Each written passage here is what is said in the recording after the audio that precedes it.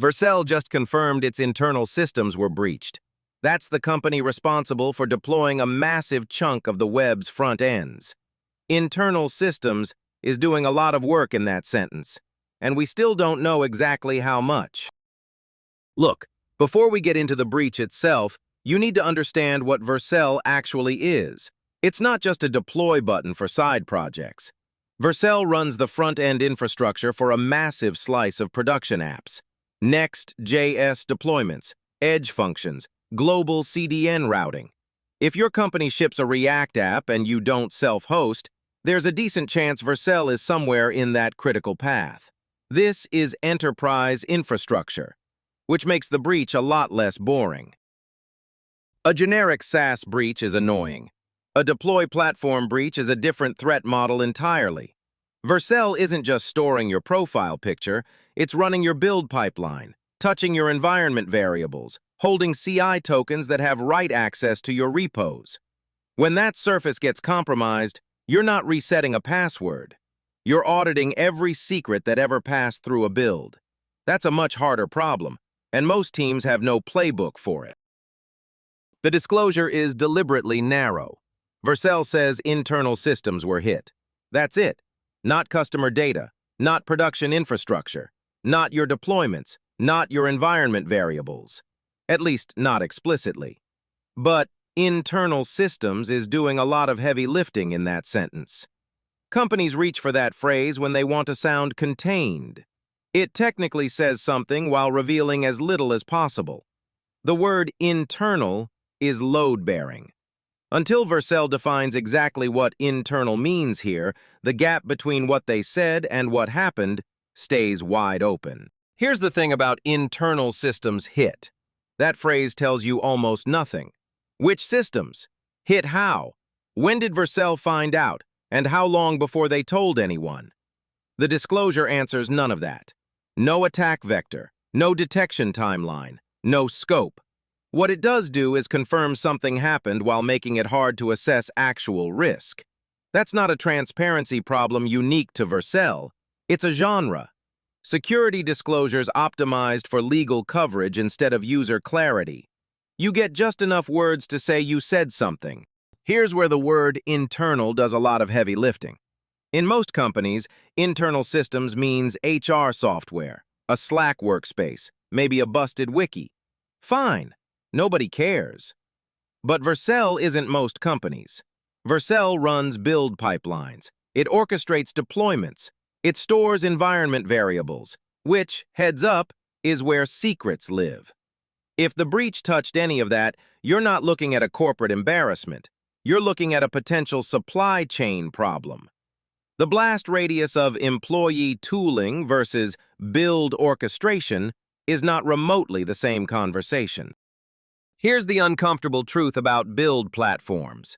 They're not just infrastructure, they're trust anchors. Compromise one, and you don't hit one app. You hit every app it touches. We already know this. SolarWinds showed us in 2020. The XZ backdoor showed us again. Supply chain attacks are documented, repeatable, and brutally efficient. A deploy platform like Vercel sits right at the top of that chain.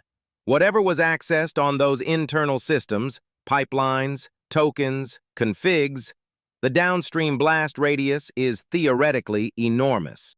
Here's what Vercel hasn't said.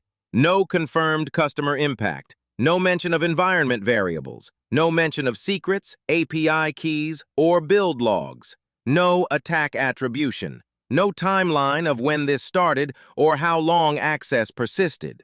That silence isn't neutral. It's information. When a company hosts your deployments and your secrets, internal systems is the vaguest possible answer. The gaps in this statement are doing a lot of work. The story hit Hacker News. 127 points. 2 comments. Let that sink in. Normally, a high-scoring post generates a pile of hot takes and bike-shedding debates. Here, silence. That ratio tells you something. People upvoted it, flagged it as important, then had nothing to actually say. Because there's nothing confirmed to argue about. The silence isn't indifference.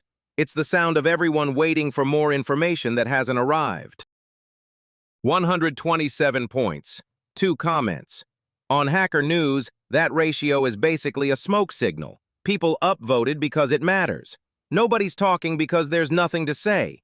When a breach story generates this kind of silence, it usually means one of two things.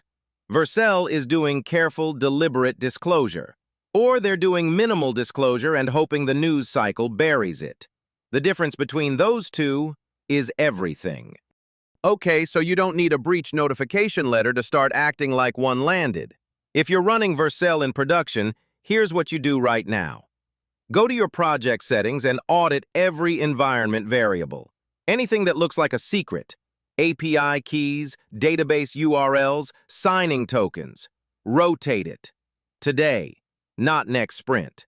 Deploy hook tokens are easy to overlook, so check those too. The threat model here is simple. If Vercel's internal systems were touched, anything that ever lived inside those systems is suspect until proven otherwise. Clean house first. Ask questions later. Okay, so here's something nobody talks about in breach coverage. Your integrations. Every third-party service you've wired into your Vercel dashboard, GitHub, Slack, Datadog, whatever, has a token sitting in Vercel's systems. If internal access was compromised, those tokens are in scope. Full stop. Go to your Vercel dashboard right now, pull up integrations, and audit every connected service. Rotate anything you can't explain. Don't wait for Vercel to tell you to. They already proved they're not in a hurry to communicate. Here's the thing nobody talks about. When you connect Vercel to your GitHub repo and your environment variables and your DNS, you're not just deploying code. You're handing over the keys to your entire build pipeline. That trust is invisible until it isn't. A breach forces the question, what exactly did you grant access to and when? Most developers never audit this. A deploy platform sits at a privileged layer. Treat it like one. Here's a layer most breach coverage skips. Vercel is also the steward of Next.js. That's not some niche tool. It's the framework powering production apps across the entire startup to enterprise spectrum. An internal breach doesn't automatically mean the framework source is tainted, but it does mean you now have to think about it. Every repo, every deploy pipeline, every CI integration that touches Next.js runs closer to Vercel's internal infrastructure than most developers ever considered. Here's what responsible disclosure actually looks like at Vercel's scale. You publish a follow-up. You include a timeline of events. You name the attack vector, even roughly. You define the confirmed scope, what was touched, what wasn't. And you give specific guidance to affected users, not a generic, "we take security seriously" paragraph. That's the baseline. Not a favor. Not transparency theater. If Vercel's next statement doesn't contain those 4 things, it's PR dressed up as accountability. Look, credit where it's due. Vercel didn't bury this. A company admitting a breach exists is better than a cover-up discovered 6 months later. But internal systems hit is the minimum viable acknowledgement. It's legally defensible language. It tells you something happened without telling you anything useful. No scope, no affected systems, no guidance on what users should actually do. That protects Vercel's lawyers. It does nothing for the developer who has a production deploy pipeline running through their